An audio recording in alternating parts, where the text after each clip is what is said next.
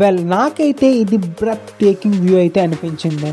And ఈ place అనేది మా ట్రిప్లో అయితే అసలు ఇంక్లూడే చేయలేదు.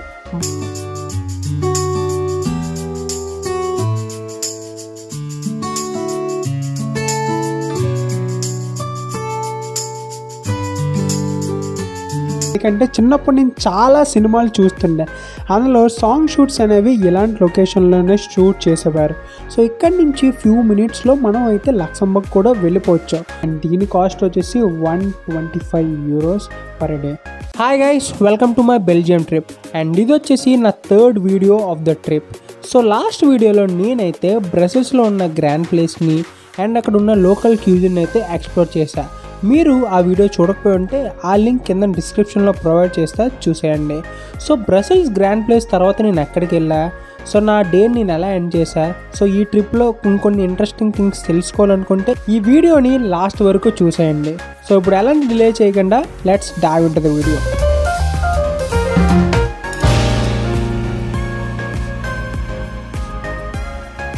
సో మేము బ్రసెల్స్లో ఉన్న గ్రాండ్ ప్లేస్ని కంప్లీట్ చేసుకొని మా నెక్స్ట్ డెస్టినేషన్కి అయితే వెళ్తున్నాం. సో వెళ్ళే దారిలో మాకైతే ఒక అమేజింగ్ వ్యూ అయితే కనబడింది. సో వెంటనే మా ప్లాన్ స్విచ్ చేసేసుకొని కార్ పార్క్ చేసి వచ్చేసాం ఈ అమేజింగ్ వ్యూని అయితే ఎక్స్పీరియన్స్ చేయడానికి. వెల్ నాకైతే ఇది బ్రెత్ టేకింగ్ వ్యూ అయితే అనిపించింది. అండ్ ఈ ప్లేస్ అనేది మా ట్రిప్లో అయితే అసలు ఇంక్లూడే చేయలేదు, బట్ వెళ్ళే దారిలో మాకైతే ఇది కనబడింది, which we feel the best view. So అందుకే అంటారు చాలామంది అన్ఎక్స్పెక్టెడ్ థింగ్స్ అనేవి చాలా బ్యూటిఫుల్గా ఉంటాయని. సో బై ద వే ఈ ప్లేస్ పేరు వచ్చేసి ప్లేస్ ఆఫ్ జస్టిస్. సో ఇక్కడ నుంచి మనకి బ్రసెల్స్ సిటీ వ్యూ అయితే చూడడానికి అయితే దొరుకుతుంది. అండ్ ఇది one of the best place.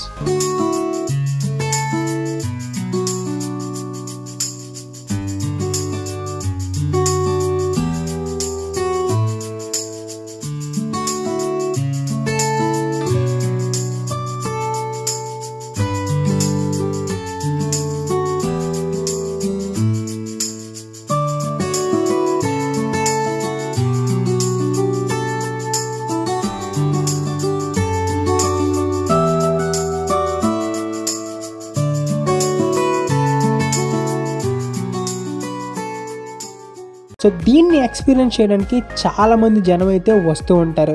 So ఇక్కడ ఒక బెస్ట్ టూరిస్ట్ అట్రాక్షన్ కూడా ఉంది, అది వచ్చేసి ది వ్యూ. సో దీన్ని the big wheel of Brussels అని కూడా అంటారు. సో దీని height raises to 55 meters and దీని టోటల్ హైట్ వచ్చేసి మోర్ దెన్ 100 meters అయితే ఉంటుంది. అండ్ ఈ వ్యూని ఎక్స్పీరియన్స్ చేయడానికి ఇక్కడ ఒక బైనాకులర్ కూడా ఉంది.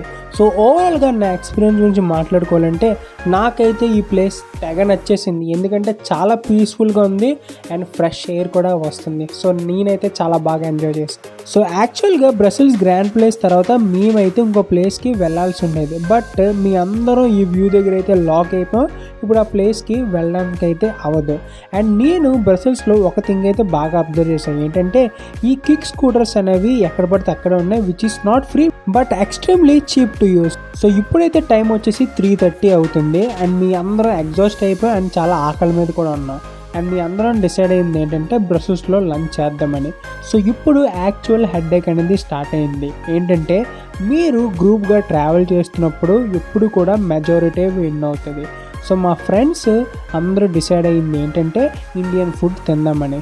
సో ఇమీడియట్గా మేము మా దగ్గర ఉన్న ఇండియన్ రెస్టారెంట్ సెర్చ్ చేస్తే మాకైతే సరవణ భవన్ అయితే కనబడింది, which is a popular restaurant from India. ఇప్పుడు మనం లోపల చూసుకున్నట్టయితే ఇక్కడ కొద్దిగా కంజెస్టెడ్గానే ఉంది అండ్ నాకైతే స్పేషియస్గా అయితే అనిపించలేదు.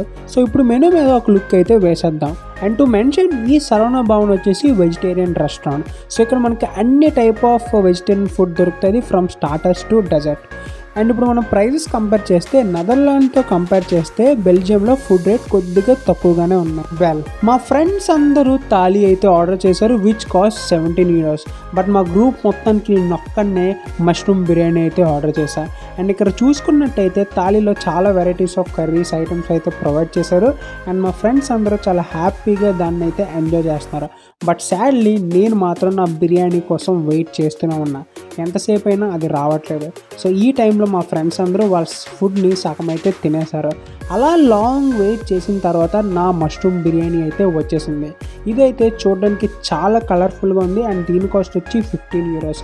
క్వాంటిటీ అయితే నాకు కొద్దిగా తక్కువగా అనిపించింది, బట్ టేస్ట్ వైజ్లో నన్ను అయితే డిసప్పాయింటే చేయలేదు.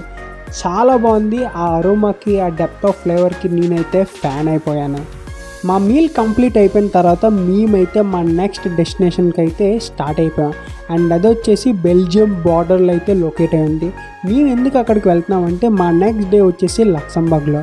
సో అందుకనే మేము అది ప్లాన్ చేసాం. అండ్ ఇక్కడి నుంచి అది 2.5 hours అయితే పడుతుంది. As soon as car start అయ్యిందో లేదో నేనైతే స్లీప్లోకి అయితే వెళ్ళిపోయా, ఎందుకంటే నేను డ్రైవ్ చేయను కదా. సో నేను హ్యాపీగా పడుకుంటుంటే మా ఫ్రెండ్స్ నన్ను లేపారు, ఎందుకంటే to view this amazing view. తర్వాత నేనైతే చాలా నాస్టాలజీకే ఫీల్ అయ్యాను, ఎందుకంటే చిన్నప్పుడు నేను చాలా సినిమాలు చూస్తుండే, అందులో సాంగ్ షూట్స్ అనేవి ఇలాంటి లొకేషన్లోనే షూట్ చేసేవారు. సో ఈరోజు నేను ఆ లొకేషన్స్ లైవ్లో చూస్తుంటే చాలా అంటే చాలా హ్యాపీగా ఫీల్ అవుతుంది. ఈ ల్యాండ్స్కేప్ గురించి మనం మాట్లాడుకుంటే గ్రీనరీతో నిండిపోయింది. అండ్ ఇక్కడ చాలా ఫ్రెష్ ఎయిర్ కూడా దొరుకుతుంది. అండ్ యానిమల్స్ కూడా ఇక్కడ గ్రేజింగ్ అయితే చేస్తున్నాయి, which is very worth to view.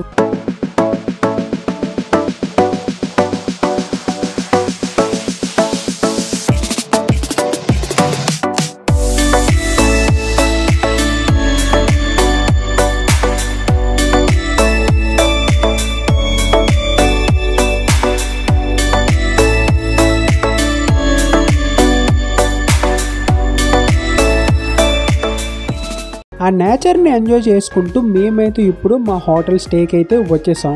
And ఇది వచ్చేసి బెల్జియం బార్డర్లో అయితే లొకేట్ అయింది. ఇది కంప్లీట్గా కంట్రీ సైడ్. సో ఇక్కడ నుంచి ఫ్యూ మినిట్స్లో మనం అయితే లక్సంబర్గ్ కూడా వెళ్ళిపోవచ్చు. బట్ అఫీషియల్గా మేమైతే ఇప్పుడు బెల్జియంలోనే అయితే ఉన్నాం. సో ఇప్పుడు టైం వచ్చేసి 7 o'clock అవుతుంది. మేమైతే ఇప్పుడు చెక్ ఇన్ చేయాలి. అండ్ నేనైతే మా రూమ్ కూడా మీకు చూపిస్తాను. మాకైతే ఈ రూమ్స్ అనేవి బెస్ట్ ప్రైస్లో అయితే దొరికాయి. అండ్ ఇది మా నెక్స్ట్ డే లక్సంబర్గ్ ట్రావెల్కి బాగా హెల్ప్ అవుతుంది. సో మేము గ్రూప్గా ఉన్నాం కాబట్టి 3 rooms అయితే బుక్ చేసాం. అండ్ నా రూమ్ అయితే మీకు చూపిస్తాను. ఇది వచ్చేసి నా రూమ్. సో ఇక్కడైతే ఒక కంఫర్టబుల్ బెడ్ ఉంది. దాంతోపాటుగా ఈ విండోలో నుంచి మనం అమేజింగ్ వ్యూ అయితే చూడొచ్చు. సో దీంతోపాటుగా ఈ రూమ్లో ఒక అటాచ్డ్ బాత్రూమ్. సో ఓవరాల్గా ఇది వచ్చేసి ఒక గుడ్ డీల్. అండ్ దీని కాస్ట్ వచ్చేసి 125 euros per day. సో మాకైతే రీజనబుల్ అనిపించింది. స్లోగా సన్సెట్ అయితే అవుతుంది. మీ అందరం చాలా ఆకలి మీద ఉన్నాం అండ్ చాలా టైర్డ్ అయితే అయిపోయాం.